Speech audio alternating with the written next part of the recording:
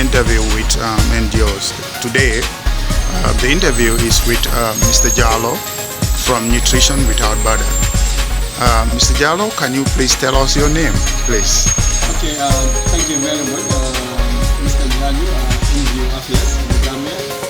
My name is Amadou Jallow. I'm the local person for Nutrition Without Border in the Gambia.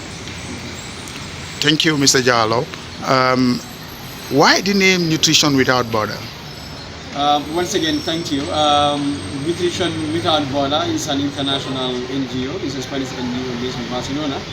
Actually, why Nutrition Without Border? Basically, is because we deal with nutrition, malnutrition, and then without border simply because it's an NGO that operates globally, and then they don't want to have a barrier, neither border when it comes to food nutrition for kids, to see that kids are not malnourished in around the world.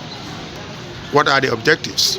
Basically, the objective is if we cannot see zero malnutrition free Gambia, at least we have it to the lowest level possible. Where is your area of coverage?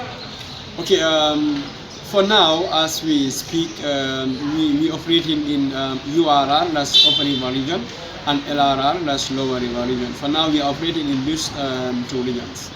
Is your intervention only linked to nutritional matters?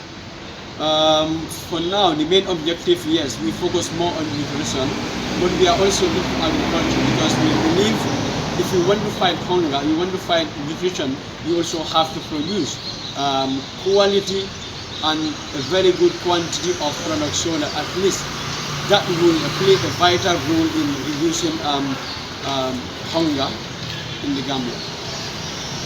Nutrition Without Border, Gambia, how are you funded? Nutrition Without Border, as I alluded to initially, is an international NGO that is funded by, if you familiar with say, La Gobernación de la Gran Canaria in Spain. The nutrition's headquarters is in Barcelona, but the founders of the NGO is La Gran Canaria, La Junta Directiva del Gran Canaria, they call it. That's the Canary Island in Spain. In the Gambia, which region your programs can be found? Yes, as I stated earlier, first when nutrition came to the Gambia, we started operating in URR, and when they came, the right authorities, the land ministry agencies were engaged to help us map out areas that really needed the support more. So that's why this URR was chosen, and then LRR, simply because of the cultural setup, the locations, and the mapping based on the advice of the local authorities. Are you planning to expand to any other region as of now? Yes, that's always a question that we are asked. I think it's important we expand this part of the program.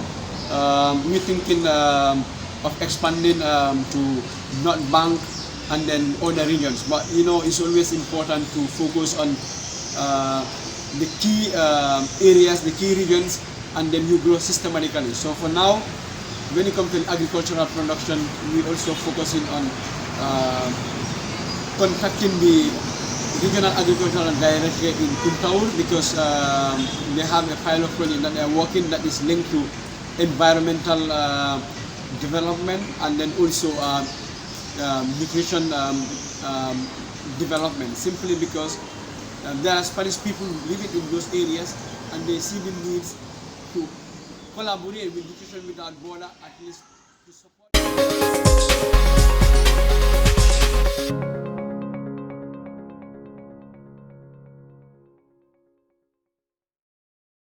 Government has been actually, and also communication with them because it's difficult for them moving from Barcelona to La Gran Canaria. So also that's a problem because you cannot move from one region to another. Okay? Notwithstanding, we are thankful that they are paying salaries, providing feeding for the mothers, the kids, in collaboration with NANA and the Ministry of Health. Thank you. So that leads us to this question. Are you partnering with any NGO in the Gambia as at now? Indeed, it's part of our plans to partner with NGOs that are working in relations to what we are doing. Okay, but better still, what we are doing right now, we only partnering with government ministries, line ministries, government agencies like NANA, and then obviously NGO affairs under the local government ministry. At this time, we are really okay. Now, when it comes to the regions, if we go, we meet the area councils. Like for LRR, we have a very good relationship with the area council and URR as well. They have been very, very much supportive, and also the regional health and agricultural dialect. They are all very, very supportive in the process. This is very good. Therefore, I must say you are on a right track, because there, the ownership of the project would be seen as something that the community may take it. Is this happening in Nutrition Without Borders? Is the community seeing your project as theirs? Indeed, indeed, indeed. I think one of the most important slogans that we always emphasize on, this is a Spanish international NGO, but the project is here for Gambia. It's for Gambians and it's for Gambia to benefit.